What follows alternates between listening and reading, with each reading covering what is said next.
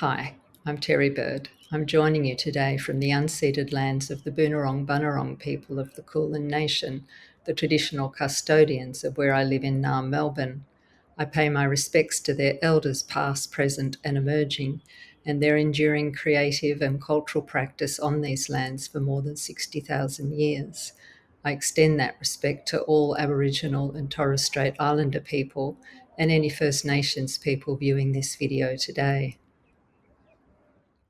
I'm going to talk about a recent work, Metabolic Scales, 2022-25, by Open Spatial Workshop, the collaborative group I'm a part of.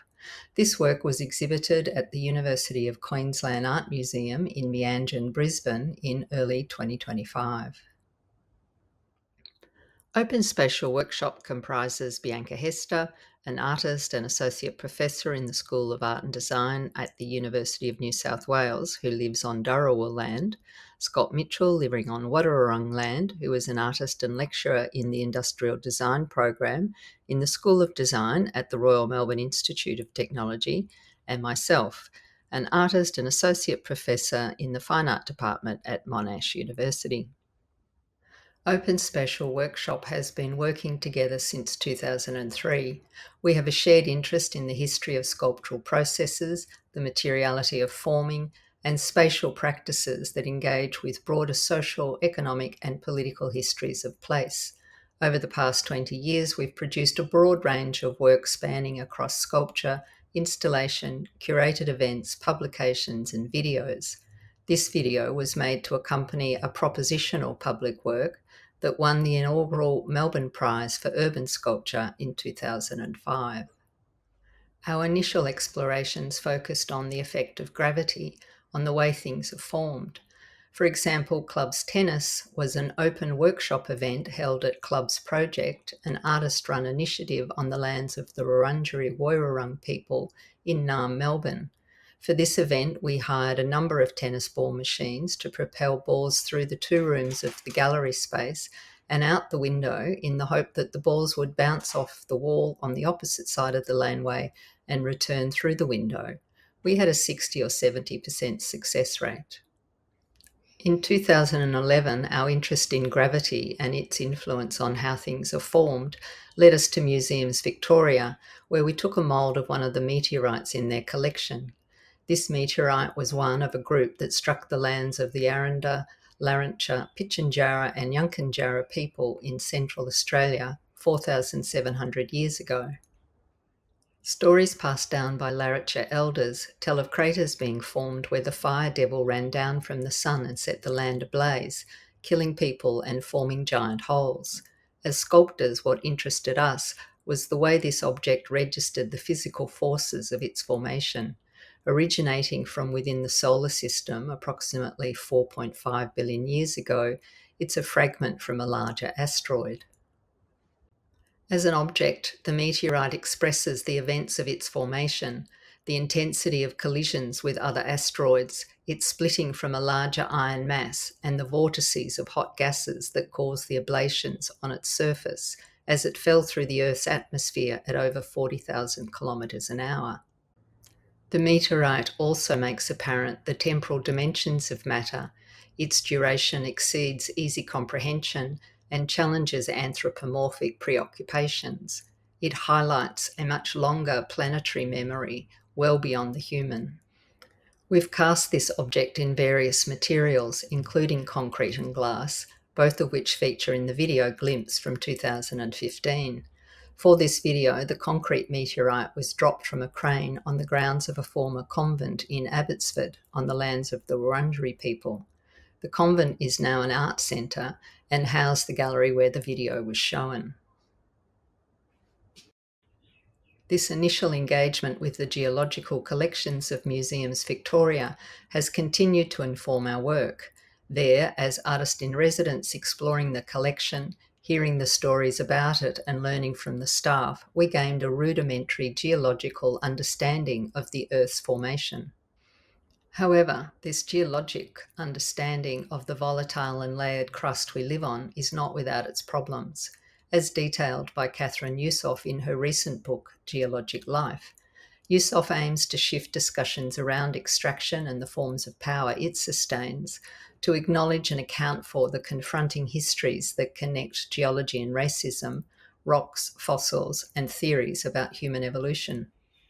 How we understand where we are in this century, so impacted by the legacies of colonisation, has a direct effect on how we deal with the consequences of these impacts. Our work is focused on these intrinsic material relationships between past formations and present conditions, and how present the past is in our everyday existence. This partially fossilised log was unearthed in an open cut mine on the lands of the Gunai Kunai, about 140 kilometres south of Naarm, Melbourne, in 2006. The log is from the Yulorn coal seam, lying just below the surface, about 100 metres thick, comprising material dating from between 23 and 11.6 million years ago, formed in what geologists refer to as the early to middle Miocene, when swampy forests covered the land. The log arrives in the present out of time as fossil fuel. Brown coal has fuelled Victoria's electricity grid since the 1920s. As the city grew, so did the hole left behind from the extraction of coal. In recent years, the coal-fired power plants have been closing. The remaining in this area are due for decommission by 2046. The timefulness of the log foregrounds the social and economic aspects of geology, where dispossession and environmental histories collide with extractive industries and the economic benefits they bring.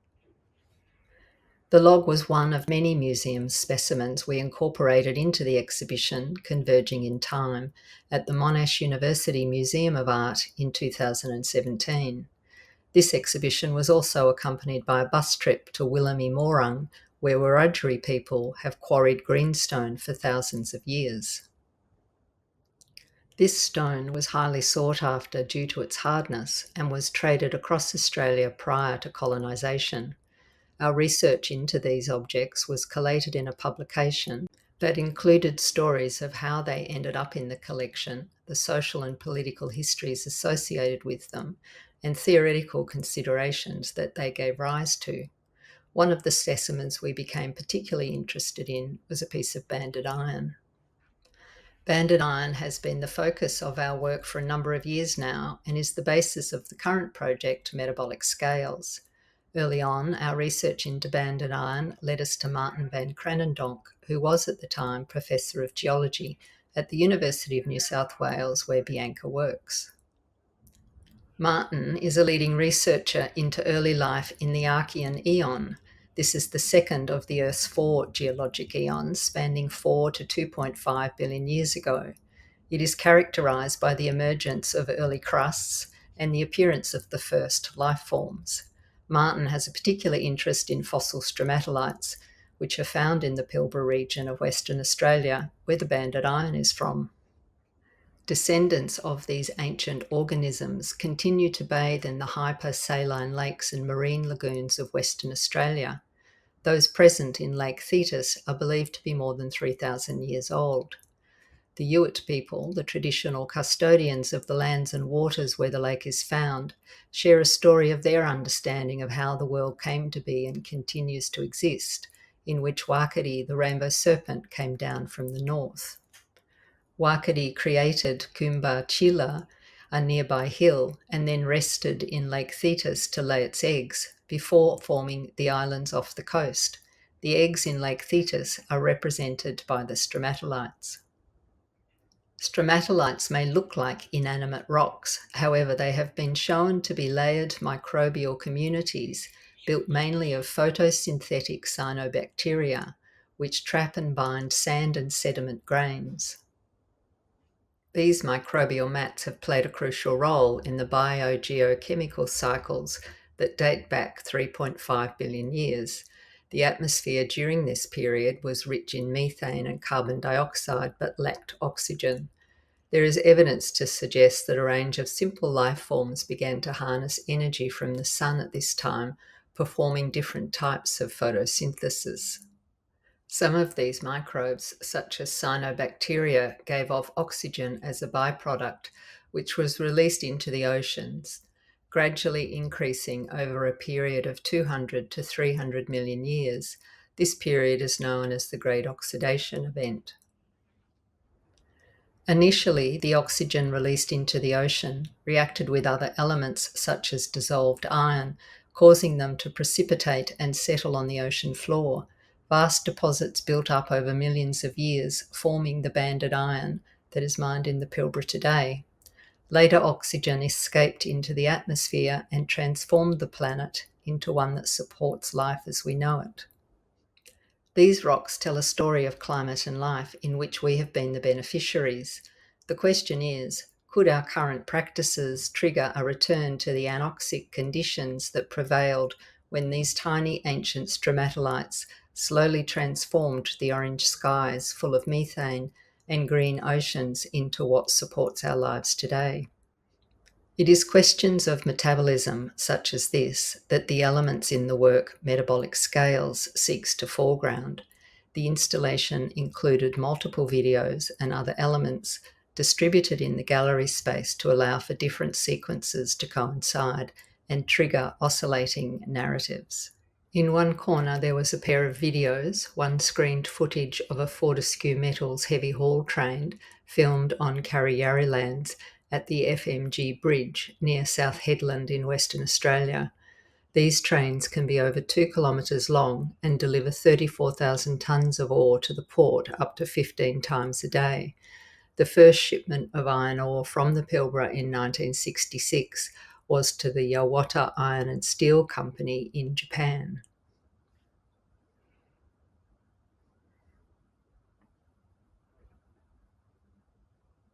Japan remained the main export market for Pilbara iron ore until it was overtaken by China in 2003, but Pilbara iron ore continues to play an important role in Japan's steel industry.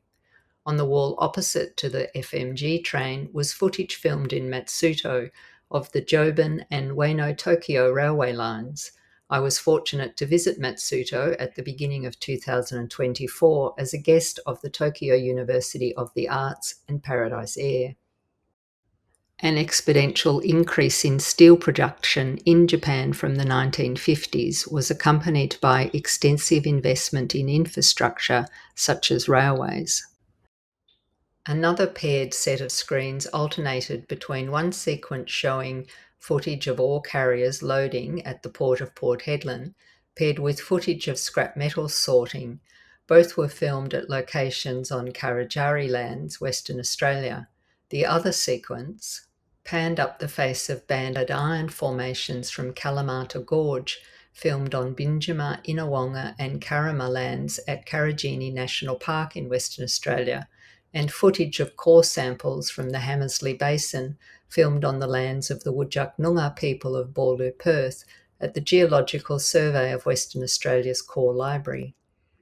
On the floor, resting on either side of a recycled steel beam, were two more screens, one with footage of fossil stromatolites filmed in the Trendall Reserve on Nummal lands in Western Australia. The other showed footage of living stromatolites in Lake Thetis, filmed on Ewart lands near Cervantes, Western Australia. There was also a single screen with background footage of bulk carriers off the coast of Port Hedland, filmed on Kurrajari lands. This screen also had alternating inserts. One sequence featured bulk carriers entering the port of Port Hedland.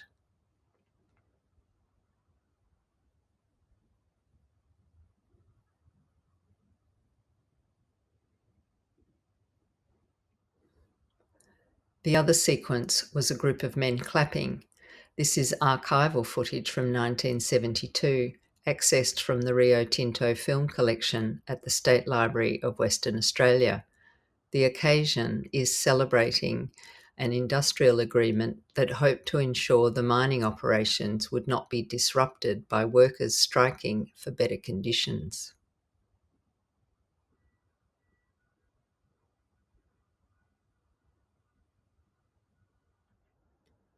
Alongside the footage filmed during various field trips was other data relating to iron ore exports.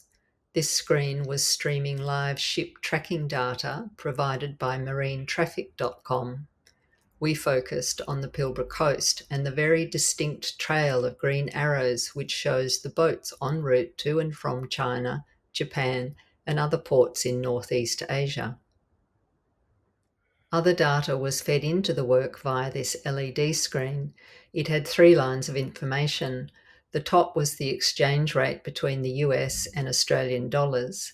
The middle line showed the movement in the iron ore price in US dollars on the futures market provided by barchart.com, and the bottom line was the news headlines from the ABC, Australia's national broadcasting network. The final 2 elements included a reproduction of a fossil stromatolite. We had taken the mould for this on a field trip to Purungunya Conservation Park on Nummel lands in Western Australia. This mould provided a pattern which was milled into a piece of mild steel. The second was an appendix. The copies were available to be taken away and were held in place by a piece of banded iron. The appendix included 2 short texts recounting some of the information about stromatolites and their connection to iron ore that I've included in this presentation. And there was a soundtrack that overlaid sounds from the 2 trains, Karijini National Park, and the hand clapping. What we hope to convey through the parallel presentation of all these images, objects, and information is the intrinsically entwined character of our existence that is dependent upon the mobilization of matter within complex geosocial fields.